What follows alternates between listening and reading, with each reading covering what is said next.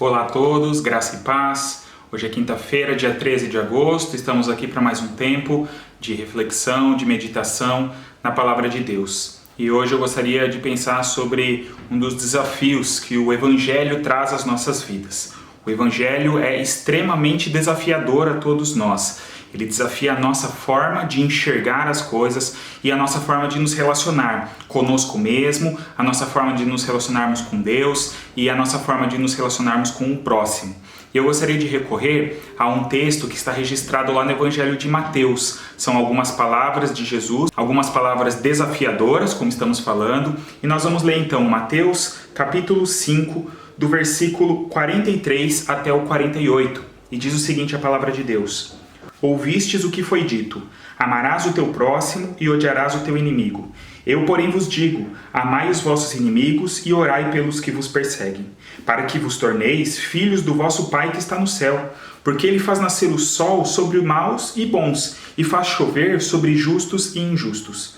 Pois, se amardes quem vos ama, que recompensa tereis? Os publicanos também não fazem o mesmo?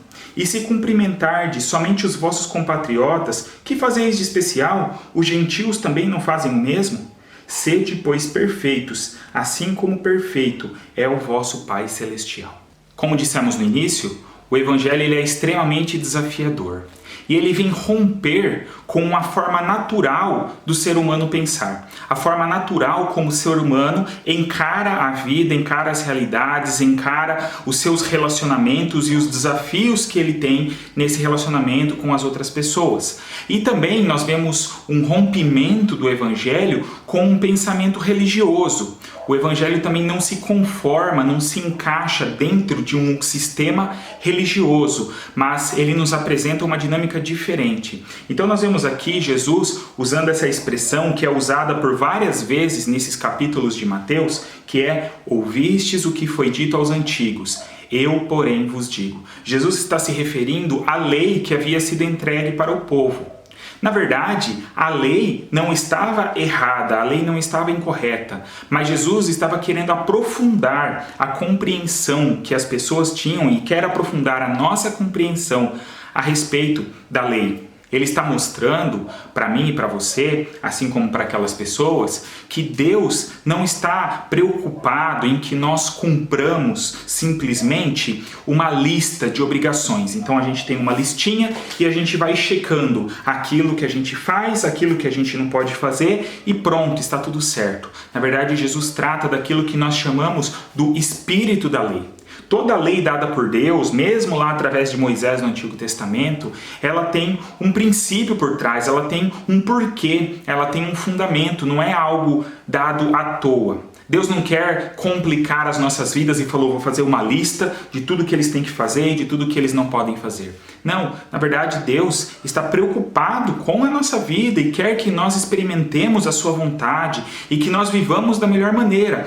Mas a questão é que nós, seres humanos, temos dificuldade com isso. Então existem aquelas pessoas que optam simplesmente por rejeitar totalmente qualquer tipo de lei, qualquer tipo de instrução e querem seguir a vida do seu jeito, pelos seus caminhos, fazendo as suas vontades e muitas vezes tentam associar isso de alguma forma à vontade de Deus, tentam menosprezar a palavra de Deus e dizem que Deus está preocupado simplesmente com a nossa felicidade, como se nós fôssemos capazes de encontrar essa felicidade que Deus tem para nós. E outras pessoas se apegam de uma forma inadequada a essa lei, e é o que nós chamamos de legalismo. Então as pessoas que fazem essa listinha, como eu falei, buscam cumprir à risca essas coisas, mas muitas vezes têm o seu coração distante daquilo que Deus tem para a vida delas. E aqui nós encontramos um desses assuntos que são tratados por Jesus.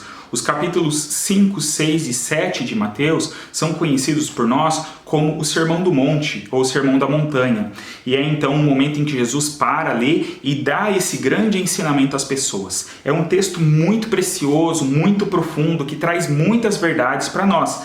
E dentro desse sermão, dentro dessa palavra, essa palestra de Jesus para aquelas pessoas, ele trata de vários assuntos. E aqui nós lemos uma parte que inclusive na minha Bíblia leva o título de Sobre o Amor aos Inimigos. Então Jesus apresenta a lei que havia sido ensinada para aquele povo e ele diz: ouvistes o que foi dito, amarás o teu próximo e odiarás o teu inimigo. Então, segundo a lei, a pessoa ela tinha que ter uma determinada atitude adequada, de respeito, de amor por aquelas pessoas que estavam ao seu redor, mas ela deixava de ter essa obrigação em relação às pessoas que poderiam ter feito algum mal para ela ou que se colocavam como suas inimigas. E aí Jesus vai muito mais além. Ele diz: eu, porém, vos digo, amai os vossos inimigos e orai pelos que vos perseguem.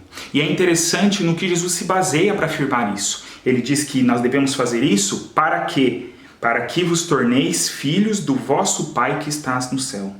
Porque ele faz nascer o sol sobre os maus e sobre os bons, e faz chover sobre os justos e injustos. Se Deus fosse retribuir a cada um conforme as suas obras, na verdade todos nós estaríamos perdidos. Jesus aqui no texto fala aqui dos bons e dos maus, mas no fim das contas todos nós somos maus, todos nós somos pecadores. E se Deus nos tratasse de acordo com o nosso merecimento, todos estaríamos perdidos. Então ele diz que Deus faz nascer o sol para todos. Para aqueles que fazem o bem em alguma medida e para aqueles que fazem mais o mal do que o bem, mas todos eles recebem a luz do sol, todos eles recebem igualmente a chuva. Deus não faz essa diferenciação no tratamento. Nós sabemos que um dia todos nós compareceremos diante de Deus e aí então todos serão julgados e cremos que nós só não seremos condenados não por causa das nossas obras, mas por causa da obra de Jesus Cristo, por causa daquilo que Ele fez em nosso favor e que nós simplesmente aceitamos por meio da fé. E Jesus então aqui critica essa lógica. E o que eu acho mais legal desse texto, a parte que mais me chama a atenção, é o versículo 46 e 47, quando ele diz: pois, se amardes quem vos ama, que recompensa tereis? Os publicanos também não fazem o mesmo? E se cumprimentardes somente os vossos compatriotas, que fazeis de especial? Os gentios também não fazem o mesmo? Nós, humanos, temos a tendência de valorizar aquilo que a gente faz de bom e de minimizar aquilo que a gente faz de ruim. Então, se eu tenho um pequeno ato de bondade, faço uma pequena ajuda a alguém, eu já me acho especial, eu já acho que eu sou bom e que eu mereço ser elogiado por isso. Agora, quando eu faço algo de errado, quando eu tenho uma atitude injusta, eu vou sempre ter uma justificativa para isso, Ah, mas você não sabe o que a outra pessoa fez para mim. O que ele fez para mim é muito pior. Então eu tenho o direito, eu estou na razão de fazer isso. E Jesus então desmonta completamente toda essa lógica, Ele passa uma rasteira em todos nós. E ele questiona, ele fala: o que você está fazendo de especial? Se você ama quem te ama. Se você se importa com aquelas pessoas que estão ao teu redor e que fazem também o que é bom para você. E ele então levanta aqui dois grupos que eram vistos pelas pessoas como inferiores, Ele fala dos publicanos. Os publicanos eram cobradores de impostos e eram tidos então como traidores pelo povo. E ele fala também dos gentios. Os gentios é aqueles que não são judeus, que são de outros povos e eram vistos também pelos judeus como inferiores. Jesus fala: olha, essas pessoas, não que elas sejam inferiores, mas essas pessoas que vocês consideram que são inferiores, os publicanos, os gentios, elas também fazem tudo isso. Então, o que vocês estão fazendo de tão especial? E ele então nos mostra que se nós somos filhos de Deus e se fomos então alcançados pela verdade do Evangelho, nós precisamos ter uma atitude diferenciada. Nós não podemos amar apenas aqueles que nos amam. Não podemos apenas nos relacionar com aqueles a quem nos convém, aqueles que vão nos oferecer algum benefício. Mas nós precisamos olhar para todos e oferecer também esse amor, o respeito a todas as pessoas. Como ele disse lá no versículo 44, amai, inclusive, os vossos inimigos e orai pelos que vos perseguem. Nós precisamos entender que se essas pessoas, aos nossos olhos, não são merecedoras do amor de Deus, de algo bom, nós também não somos. Nós também somos maus. Como eu já disse, se Deus nos tratasse pelo nosso merecimento, nós estaríamos perdidos.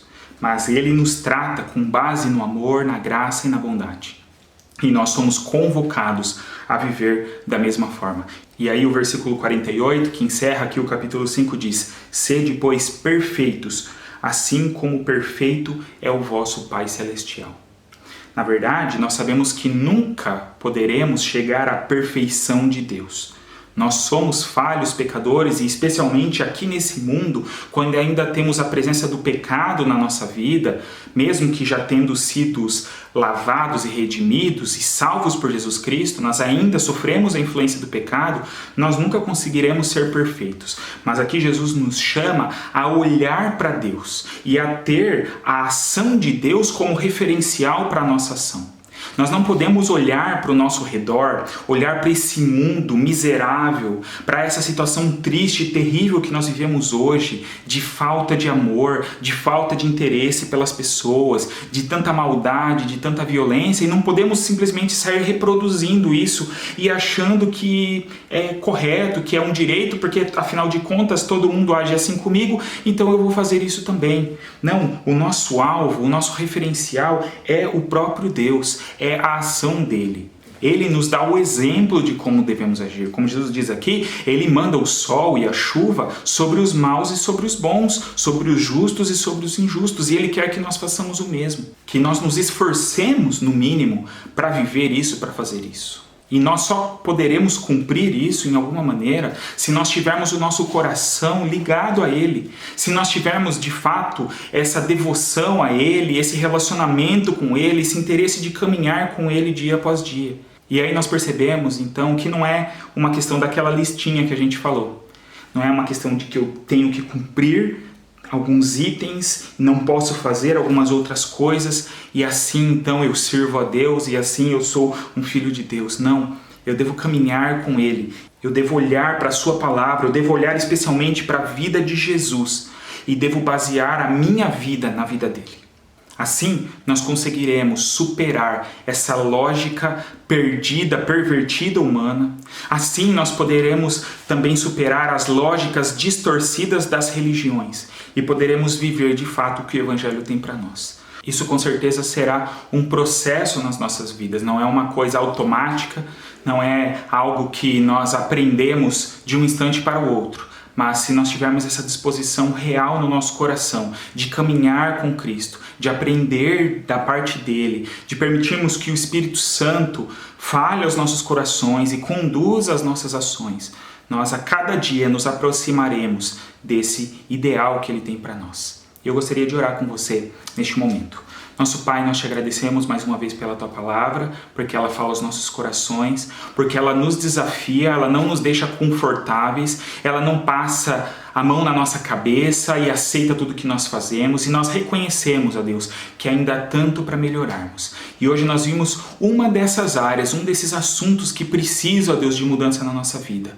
A forma como nós nos relacionamos com as pessoas, especialmente com aqueles que não nos agradam, especialmente com aqueles que talvez tenham feito algo de ruim contra nós. Mas nós aprendemos com o Senhor que precisamos pagar o mal com o bem, que precisamos amar até mesmo os nossos inimigos, que precisamos orar por aqueles que nos perseguem. E é isso que nós queremos fazer neste momento e queremos pedir então que o Senhor trabalhe nos nossos corações para que a cada dia consigamos fazer mais e mais isso, ó Deus. Ó Pai, nós queremos ter o Senhor como referencial nas nossas vidas. Não queremos ter nenhuma outra pessoa, nenhuma outra ideia, nenhuma filosofia, mas apenas o Senhor, apenas a vida de Jesus Cristo, ó Deus, demonstrada aqui na Tua Palavra, é que nós queremos seguir e pedimos a Tua ajuda para isso. Eu peço que o Senhor abençoe a cada um que neste momento está orando comigo, que o Senhor capacite a cada um, que o Senhor, ó Deus, mostre a cada um aquilo que precisa ainda ser transformado nas suas vidas e que o Teu Santo Espírito possa operar essas transformações. Tudo isso, ó Deus, nós te pedimos com gratidão nos nossos corações e oramos no nome de Jesus. Amém. Que o nosso bom Deus, o nosso Pai Celestial, esse Deus de amor, de graça, de misericórdia, de justiça, possa abençoar a minha e a sua vida, que Ele possa abençoar a sua família nesse restante de semana, que você sempre possa se lembrar do amor dEle por você e que isso possa te motivar a vivenciar e a espalhar esse amor para as outras pessoas. Que Deus abençoe a todos, um grande abraço e até o próximo vídeo.